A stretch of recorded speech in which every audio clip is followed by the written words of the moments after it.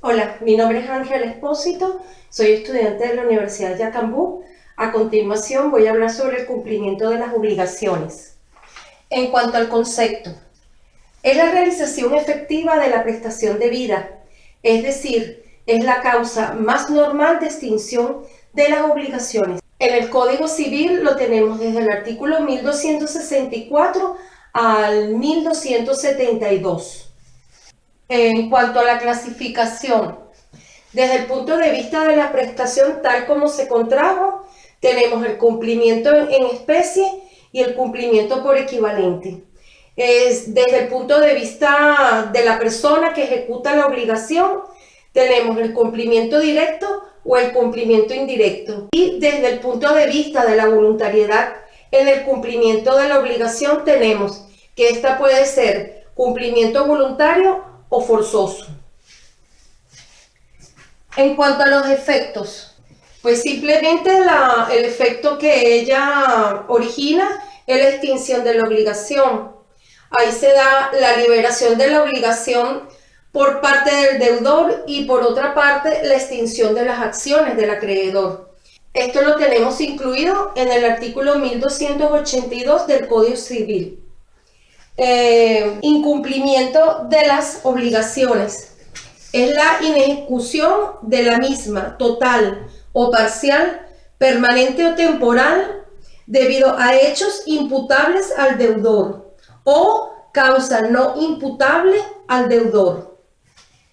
En cuanto a las formas, según la naturaleza, las podemos dividir en total o parcial. Desde el punto de vista de su duración, tenemos que puede ser permanente o temporal. Y desde el punto de vista de la causa que lo origina, puede haber el incumplimiento involuntario y el incumplimiento voluntario o culposo. Esto está contemplado en el artículo 1271 del Código Civil. En cuanto a los elementos, tenemos el objetivo es simplemente la inejecución total de la obligación. Esto está contemplado en el artículo 1271 del Código Civil. Tenemos también el elemento subjetivo, que es la culpa, la violación a una obligación persistente, y tenemos el último elemento del incumplimiento, que es la mora, que es el incumplimiento doloso o culpable de una obligación o un deber.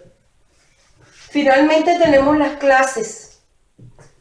Ahí tenemos dos elementos importantes, que es la mora accipiendi, que es la mora del acreedor, y tenemos la mora solvendi, que es la mora del deudor. Para el primer caso, que es la mora del acreedor, en cuanto a sus efectos, tenemos que son, por ejemplo, los riesgos corren por cuenta del acreedor, debe reparar los daños y perjuicios por la mora y paraliza los pagos de los intereses.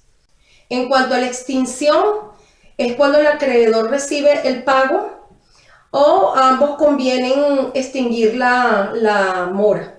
Finalmente tenemos entonces la mora del deudor, que de sus efectos tenemos, por ejemplo, cuando la cosa debida es un cuerpo cierto, se encuentra a riesgo del deudor desde el momento en que éste cae en la mora. Y el otro efecto es que si la deuda es condicionada con dinero, debe entonces también que pagar los intereses. Desde el punto de vista de su extinción, bueno, tenemos que se va a establecer cuando el deudor paga, cuando las partes lo acuerdan de esa manera, cuando el deudor ofrece oferta de pago y el acreedor acepta, y por último, bueno, cuando el acreedor establece una prórroga y el deudor lo acepta. Eso es todo.